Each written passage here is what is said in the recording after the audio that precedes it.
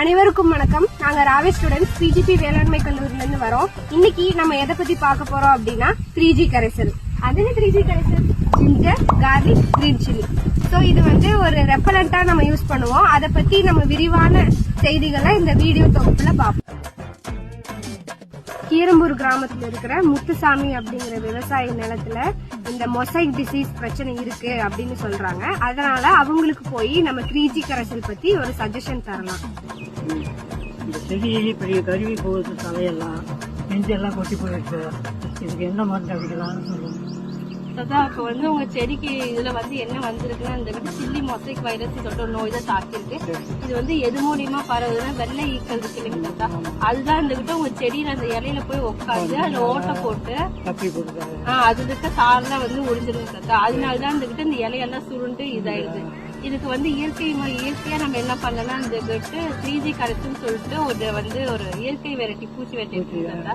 அதை வந்து நம்ம கலந்து வாரத்துல ஒரு டைம் வந்து செடிக்கு இப்படி அடிச்சோம்னா அது வந்து இப்போ அந்த பூச்சி வந்து விரட்டிடலாம்.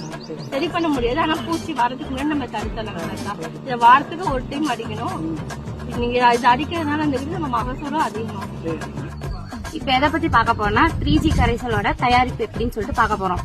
இப்ப ஃபர்ஸ்ட் 10 லிட்டர் 3G கரைசல் தயாரிக்கிறது எப்படின்னு சொல்லிட்டு என்னென்ன தேவைப்படுது அப்படின்னு சொல்லிட்டு பார்க்க போறோம். வந்து 10 கிராம் பூண்டு, 5 கிராம் இஞ்சி, 5 கிராம் பச்சை மிளகாய், மூணையும் நல்லா போட்டு பேஸ்ட் மாதிரி அரைச்சு எடுத்துக்கிறோம்.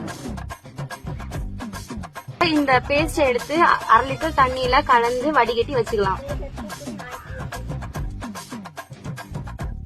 இந்த வடிகட்டின 1/2 லிட்டர் கரைசலை நம்ம 10 லிட்டர் தண்ணியில மிக்ஸ் பண்ணி தெளிச்சுக்கலாம்.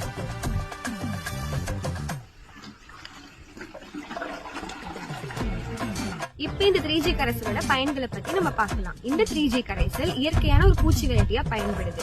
இந்த 3G கரைசல் இருக்க இஞ்சி, பூண்டு, பச்சை மிளகாய் இது மூணுத்தையும் நம்ம அரைக்கும் போது ஒரு பேஸ்ட் கிடைக்கும். இந்த பேஸ்ட்ல இருக்க காரத்தன்மைனால இலைகள்ல வரக்கூடிய சாரகுஞ்சும் பூச்சிகளான வெள்ளை, அஸ்வினி, இலைப்புழு போன்ற பூச்சிகளை கட்டுப்படுத்த மெயினா யூஸ் ஆகுது.